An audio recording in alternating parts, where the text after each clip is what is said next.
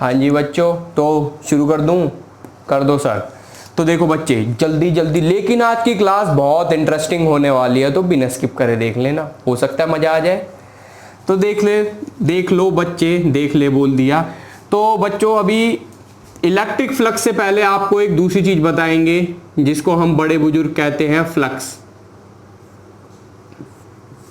ठीक है, फ्लक्स क्या होता है सर? देखो, कोई भी फिजिकल क्वांटिटी किसी भी सरफेस एरिया से कितने अमाउंट में पास हो रही है उसको फ्लक्स बोलते हैं। ठीक, जैसे कि मैं कह रहा हूं एक लिक्विड फ्लो कर रहा है, लिक्विड के फ्लो की मैंने डायरेक्शन दे दी। सामने एक रिंग है, रिंग बच्चे मैं ना 3D में बना रहा हूं ऐसे करके। ठीक है, सामने एक रिंग है जिससे ये पास हो रहा है सिंपली। अब आप ऐसे सोच के देखो सर, ये चलो कंटिन्यूअस नहीं बनाया वो, चलो इतने तो तुम समझदार हो कि तुम समझ जाओगे। हाँ सर, लिक्विड पास हो रहा है।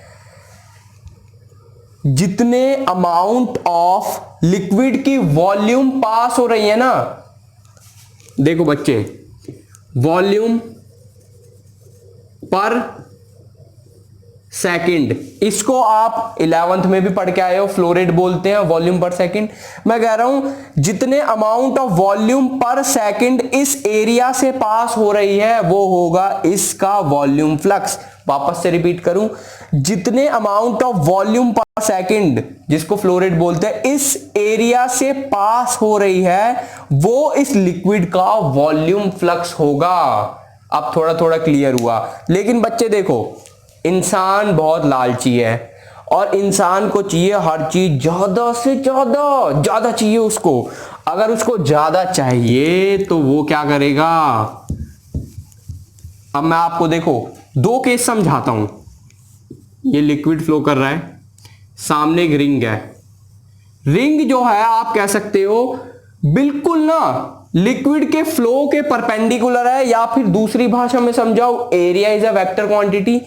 तो जो रिंग का जो एरिया है, ठीक है, फ्लक्स का मतलब क्या होता है भाई? कोई भी फिजिकल क्वांटिटी कितने एरिया से कितनी पास कर रही है।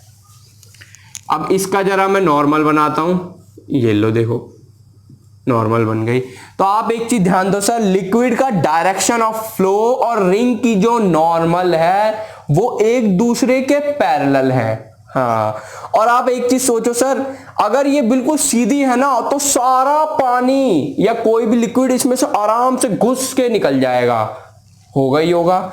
लेकिन दूसरे केस में मैं क्या कर रहा हूं, लिक्विड सेम उसी नेचर से बह रहा है, उसी डायरेक्शन। लिक्विड में जरा सा भी फर्क नहीं आया, मैंने रिंग को टेढ़ा कर दिया। बोलोगे सर आपने रिंग छोटी कर दी। बेटा मैं बस समझाना चाह रहा हूं तुम्हें। ये इसके एरिया की नॉर्मल। सबसे पहले देखो, लिक्विड की डायरेक्शन ऑफ फ्लो इनिशियली और लिक्विड की डायरेक्शन ऑफ फ्लो फाइनली, दोनों केसेस में मैंने सेम लिया है। मैंने रिंग की ओरिएंटेशन को बदल दिया, मानते हो?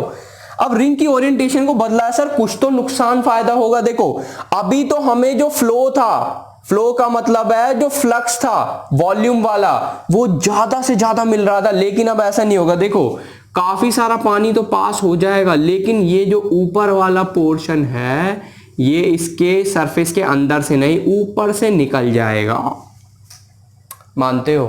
हाँ। अब बोलो सर फिर ऐसे में हम क्या कर सकते? देखो इतना आप समझ गए कि डायरेक्शन ऑफ फ्लो, ठीक है, और normal to the surface, direction of flow और नॉर्मल, सही बोल रहा हूं, नॉर्मल टू द सरफेस अगर एक दूसरे के पैरेलल हैं तो फ्लक्स ज्यादा से ज्यादा होगा। हाँ भाई सर बात तो सही है। लेकिन बच्चे देखो, पैरेलल में अगर ज्यादा से ज्यादा है तो मैं क्या कर सकता हूं इस केस में? अगर मैं ऐसे मान के चलूं, दोबारा बना दूं, दोबारा बना दो सर।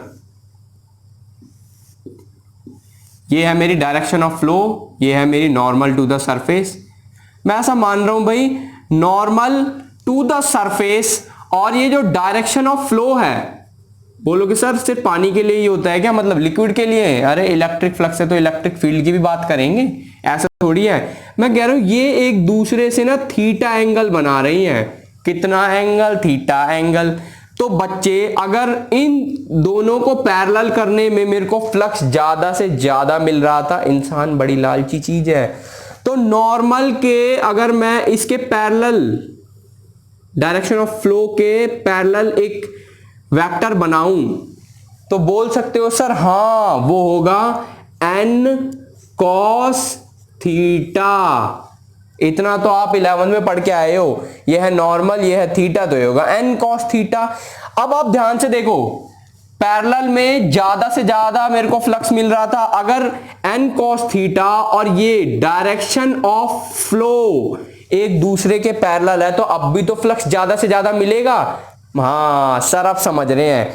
इसका मतलब देखो बच्चे, फ्लक्स होता है इलेक्ट्रिक फ्लक्स की अगर मैं चलो बात करूं, number of electric field lines passing perpendicular to any surface.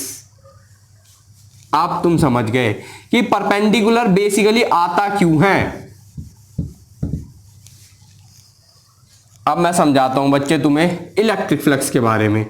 भैया देखो इलेक्ट्रिक फील्ड है, ये मेरा एक सरफेस है, ठीक है, इससे जो है इलेक्ट्रिक फील्ड पास हो रहा है, इसकी नॉर्मल है, ये री पैरेलल है। अगर इसकी नॉर्मल इलेक्ट्रिक फील्ड के पैरेलल है तो जैसे पिछले केस में हुआ था इलेक्ट्रिक फील्ड होगा सर मैक्सिमम, क्योंकि दोनों पैरेलल है। और बच्चे एक चीज याद करो, मैंने जो थीटा बोला था वो था डायरेक्शन ऑफ फ्लो और नॉर्मल टू द सरफेस के बीच का एंगल था थीटा। अभी देखते हैं इलेक्ट्रिक फील्ड को आप मान लो डायरेक्शन ऑफ फ्लो, क्योंकि इलेक्ट्रिक फील्ड की भी डायरेक्शन तो है, और नॉर्मल टू द सरफेस दोनों पैरेलल हैं। नॉर्मल टू द सरफेस का मतलब है इलेक्ट्रिक फील्ड और नॉर्मल टू द सरफेस आपस में पैरेलल है। इसका मतलब आप बोल सकते हो इलेक्ट्रिक फील्ड और नॉर्मल टू द सरफेस के बीच का एंगल 0 डिग्री होगा।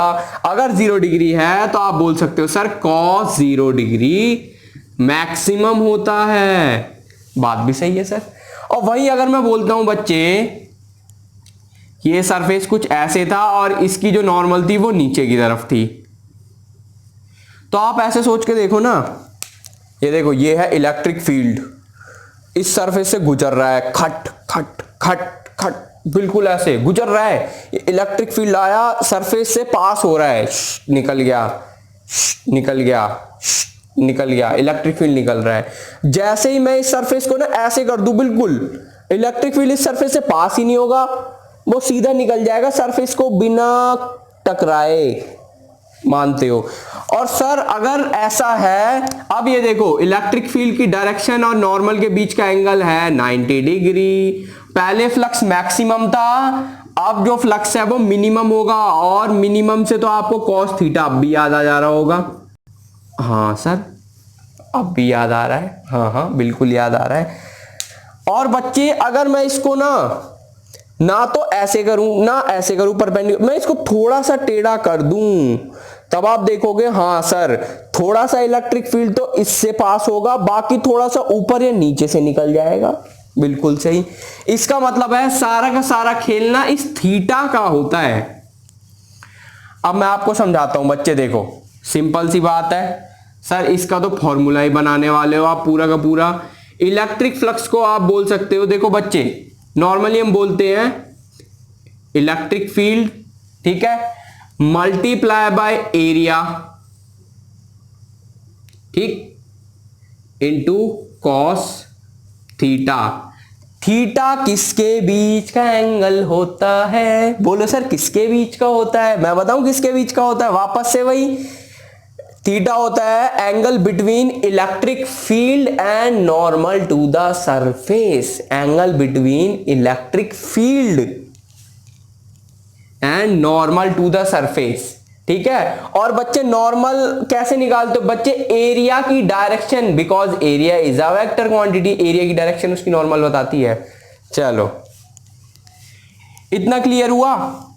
Electric field into area into cos theta ये होता है। और बच्चे कॉस 0 डिग्री 1, 0 डिग्री का आपको पता है, मैंने आपको पिछला वाला एग्जांपल भी तो दिया है। कौन सा वाला सर? वही वाला, वॉल्यूम का, जब हम निकाल रहे थे फ्लक्स। चलो जी, लेकिन ये थोड़ा सा आधा अधूरा सच है, पूरा सच ये नहीं है। हो सकता है इलेक्ट्रिक फील्ड जो है वो यूनिफॉर्म ना हो। अभी तो मैंने यूनिफॉर्म इलेक्ट्रिक फील्ड ड्रॉ कर दिया था। अगर इलेक्ट्रिक फील्ड यूनिफॉर्म ना हो तो कैसे निकालोगे? मैं बताता हूं अब क्या करेंगे। और बच्चे एक चीज आप नोटिस करो, बोलोगे सर क्या? आपने ना कुछ ऐसे भी फॉर्मूले देखे हैं sir, A dot B is equal to A B cos theta. तो ई ए कॉस थीटा को हम लिख सकते हैं ई डॉट ए। इसका मतलब इलेक्ट्रिक फील्ड और एरिया वेक्टर दोनों के डॉट प्रोडक्ट से भी इलेक्ट्रिक फ्लक्स निकाला जा सकता है। हाँ, लेकिन आधा अधूरा सच क्यों है? अगर इलेक्ट्रिक फील्ड जो कि यूनिफॉर्म ना हो, अब मैं समझाता हूं, देखो ऐसे ऐसे इलेक्ट्रिक फील्ड बिल्कुल भी यूनिफॉर्म नहीं है। ये मैंने एक एरिया बना दिया, कैसे बना सकता हूं? जरूरी नहीं है, क्योंकि बच्चे बोलते हैं ना सर आप प्लेन क्यों बना रहे हो, ये तो चीटिंग कर रहे हो हमारे साथ। ये लो, प्लेन भी नहीं बनाया, और बताओ तुम।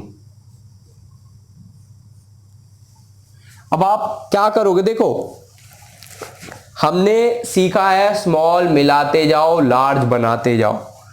तो बच्चे देखो हम क्या करेंगे ना, छोटा सा बहुत बहुत बहुत बहुत थोड़ा सा फ्लक्स निकालेंगे। और कोई भी चीज अगर नॉन यूनिफॉर्म है तो हम क्या करते हैं? देखो मैथमेटिक्स एक ही चीज सिखाती है उसके लिए, वो है इंटीग्रेशन। हम क्या करेंगे? देखो थोड़ा सा फ्लक्स कैसे, electric field into small area, बहुत छोटे से एरिया में फ्लक्स भी तो थोड़ा सा होगा। हम क्या करेंगे? देखो सर डी फाई, थोड़ा सा फ्लक्स निकाल लेंगे, इलेक्ट्रिक फील्ड उस एरिया पर इलेक्ट्रिक फील्ड कितना है into small area into cos theta. वही थीटा क्या होगा भाई सर? अब भी याद है, angle between the normal to the surface and the electric field. और ds का मतलब क्या है? ds का मतलब है स्मॉल एलिमेंट ऑफ एरिया। ठीक है बच्चे, कोई आपको ऐसे भी लिख के दिखा देगा ds की जगह da, तो वो आपको बुक से बुक डिफर करता रहेगा। अब देखो मेरे को अगर फ्लक्स जगह जगह अलग है, क्योंकि भाई ये मैंने फ्लक्स निकाला है, ईडीएस कॉस थीटा इधर अलग होगा। मैं कह रहा हूं इधर वैल्यू है 5, इधर वैल्यू है 4, इधर वैल्यू है 3। बोलोगे सर ऐसे होती है? बेटा ये एरिया इतना छोटा है, ये वैल्यू अप्रोक्सीमेटली 0 के बराबर ही होगी। लेकिन मैं आपको जस्ट एक थॉट दे रहा हूं, थॉट प्रोसेस बिल्ड करने की कोशिश। इसका मतलब है सर अगर हमें टोटल फ्लक्स निकालना है तो दुनिया में एक ही रास्ता बचा है, वो है इंटीग्रेशन। ईडीएस कॉस थीटा हम क्या करेंगे? Total electric flux through any surface when electric field is non uniform. तो क्या करेंगे? थोड़ा सा फ्लक्स निकाला, उसको इंटीग्रेट कर दिया, सिंपल, टन टना टन। चलो अब ये तो बात हो गई सर, आपने तो पूरा इलेक्ट्रिक फ्लक्स अच्छे से क्लियर कर दिया। डेफिनेशन क्या है? वैसे तो बोली थी, दोबारा बोल देते हैं। देखो number of electric field lines passing perpendicular to any given surface. Perpendicular क्यों? इंसान लालची है, उसको ज्यादा से ज्यादा चाहिए। अब आया समझ में? वही चीज है बच्चे। तो चलो अब टाटा बाय बाय का टाइम भी आ ही चुका है नजदीक। ये लो।